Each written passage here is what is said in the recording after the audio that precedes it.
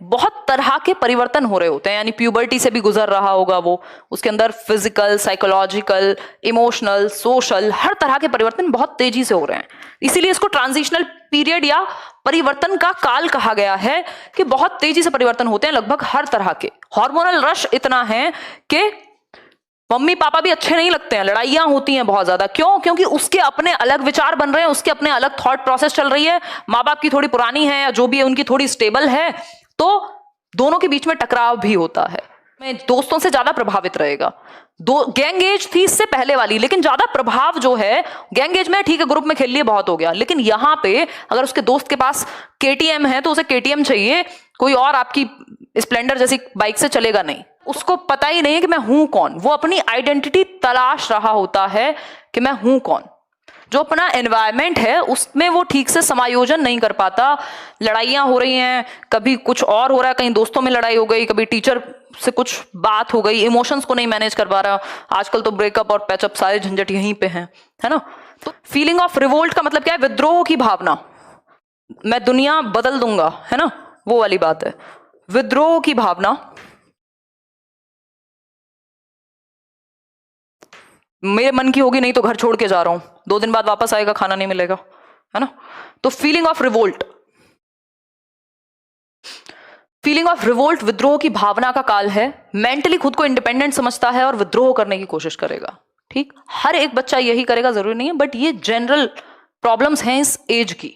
ठीक, नेता बनने की, या नेता बनने से ज्यादा इंपॉर्टेंट वर्ड यहां पे ये है कि रिस्पॉन्सिबिलिटी या एक दिशा देने की, एक लीडर बनने की क्षमता विकसित होती है। आप देखते हैं ग्रेजुएशन में, ग्रेजुएशन के आसपास, ग्रेजुएशन में आते आते उनको इंटरेस्ट है स्कूल का, उनको क्या बना दो, कुछ प्रमुख बना दो, या स्कूल में होते हैं ना वो हेड गर्ल हेड बॉय, उसमें इंटरेस्ट है, कहीं एनएसयूआई और एबीवीपी और ये और वो कॉलेजेस में चीजें चलती रहती हैं, वहां पे इंटरेस्ट है उनको।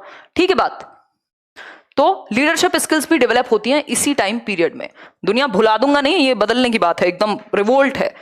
ठीक, वोकेशनल एंजाइटी है, वोकेशन को लेके कि मैं बनूंगा क्या, क्या करूंगा आगे, मेरी लाइफ कैसी होगी, मेरा करियर क्या होगा।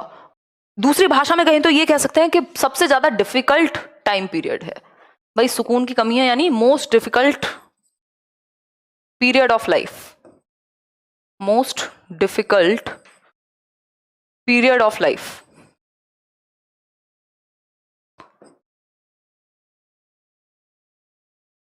ठीक, ऐसे मैं 21 साल की थी जब मैं ऐसे सर को बोलती थी, एक सर हैं अपने दीपक सर, तो उनको बोलती थी मैं, किसी बात पे हम डिस्कशन करें, मैंने सर मेरा, मुझे लग रहा है मेरा एडोलसेंस खत्म नहीं हुआ अभी, किशोरावस्था गई नहीं है अब। कह रहे बेटा किशोरावस्था तो गई है अब।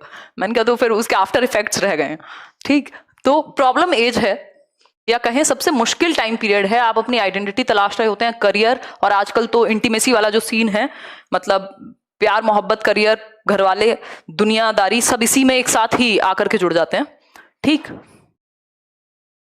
Most difficult period of life इसको कह सकते हैं, गोल्डन पीरियड भी कह रहे हैं और इसको, क्योंकि यही वो टाइम है जब आप अपनी लाइफ को दिशा भी दे सकते हैं। ठीक है बात, यही वो टाइम है जब आप अपनी लाइफ को दिशा भी दे सकते हैं। स्प्रिंग सीजन भी कहते हैं कई लोग इसको, स्प्रिंग सीजन भी कह देते हैं कई लोग इसको।